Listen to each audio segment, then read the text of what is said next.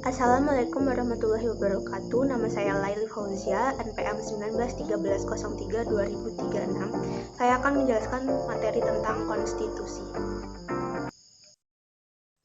Yang pertama adalah pengertian dari konstitusi. Konstitusi berasal dari bahasa Prancis constituer yang berarti membentuk atau pembentukan suatu negara. Dalam bahasa Inggris disebut constitution yang berarti sama saja dengan undang-undang dasar. Menurut Richard S. Kay, konstitusi adalah pelaksanaan aturan hukum atau rule of law, hubungan pemerintah dengan individu atau individu dengan pemerintah yang menciptakan rasa aman karena peraturan pembatasan wewenang pemerintah. Konstitusi dibagi menjadi dua, yaitu konstitusi tertulis dan tidak tertulis. Konstitusi tertulis misalnya adalah Undang-Undang Dasar. Konstitusi tidak tertulis disebut juga konvensi, adalah peraturan ketatanegaraan yang dilakukan oleh presiden dan tidak tertulis. Yang kedua adalah maksud dan fungsi konstitusi. Yang pertama adalah menentukan batas wewenang penguasa, menjamin hak rakyat, dan mengatur jalannya pemerintahan. Yang kedua adalah sebagai alat rakyat untuk melawan pemerintah yang absolut. Yang ketiga adalah merumuskan pemerintahan yang berdaulat, dalam hal ini adalah rakyat. Yang ketiga adalah isi konstitusi. Isi konstitusi yang pertama adalah organisasi negara, kemudian hak asasi manusia, prosedur pengubah undang-undang, dan konstitusi memuat cita-cita rakyat dan asas-asas ideologi negara. Kemudian selanjutnya ada klasifikasi konstitusi. Yang pertama adalah konstitusi tertulis dan tidak tertulis.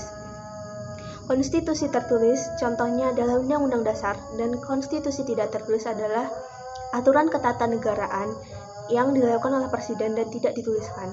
Lalu ada konstitusi fleksibel dan rigid. Konstitusi fleksibel adalah konstitusi yang mudah untuk diubah, sedangkan konstitusi rigid adalah konstitusi yang sulit untuk diubah. Kemudian ada konstitusi derajat tinggi dan konstitusi tidak derajat tinggi. Kemudian ada konstitusi serikat dan kesatuan. Selanjutnya ada konstitusi sistem, yaitu sistem pemerintahan presidensial dan parlementer. Selanjutnya ada sistem perubahan konstitusi. Yang pertama ada renewal. Renewal ini adalah diberlakukannya konstitusi yang baru dan diberlakukan di negara Eropa kontinental seperti Belanda, Jerman, dan Perancis. Kemudian ada amandemen. Amandemen ini konstitusi tetap berlaku, tapi hanya sebagian. Ini diberlakukan di negara Anglo-Saxon seperti Amerika dan diberlakukan juga di Indonesia. Seperti yang kita ketahui, konstitusi yang berlaku di Indonesia adalah Undang-Undang Dasar 1945. Namun, terjadi beberapa perubahan konstitusi yang diberlakukan di Indonesia sejak Indonesia merdeka sampai sekarang. Yang pertama adalah pada tanggal 18 Agustus 1945 sampai 27 Desember 1949, yaitu diberlakukannya Undang-Undang Dasar 1945.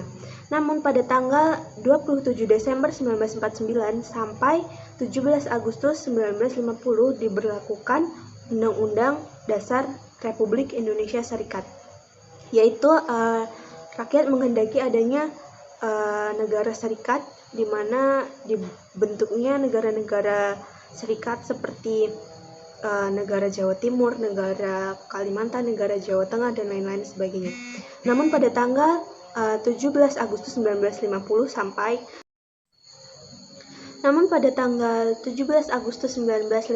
sampai 5 Juli 1959 diberlakukan Undang-Undang Dasar sementara.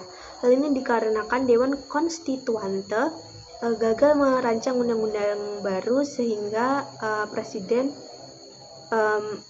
mengeluarkan dekret presiden dan diberlakukan Undang-Undang 45 sampai sekarang. Kemudian saya akan membahas tentang amandemen Undang-Undang Dasar. Mengapa Undang-Undang Dasar 1945 diamandemen? Yang pertama, Undang-Undang 1945 telah memposisikan kekuasaan presiden begitu besar. Yang kedua adalah ketentuan Undang-Undang Dasar 1945 banyak yang tidak jelas dan multitafsir. Kemudian, minimnya pengaturan masalah HAM dan sistem kepresidenan serta sistem perekonomian yang kurang jelas. Undang-Undang Dasar 1945 telah diamandemen sebanyak 4 kali.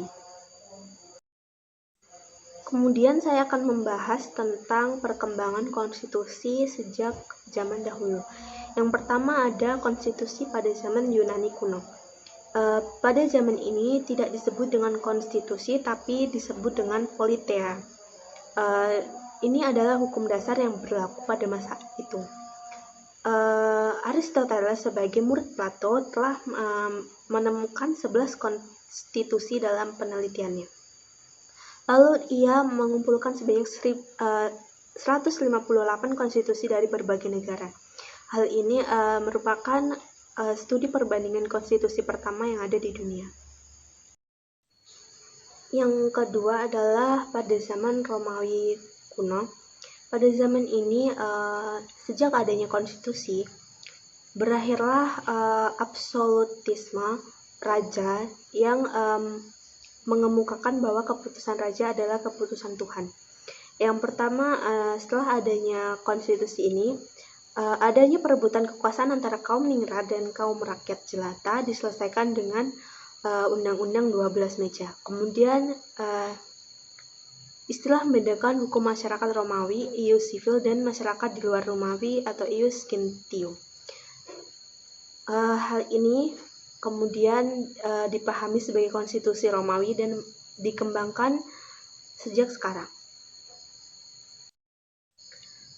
Kemudian konstitusi Madinah. Konstitusi Madinah yang pertama adalah piagam pertama yang ditulis oleh Nabi Muhammad pada tahun 622 Masehi. Ini dibuat atas persetujuan Nabi Muhammad dengan wakil-wakil penduduk Madinah, ditandai dengan eratnya persaudaraan serta perjanjian kaum Muhajirin dan kaum Ansor dan golongan Islam, Nasrani dan Yahudi atau penduduk asli dari Madinah.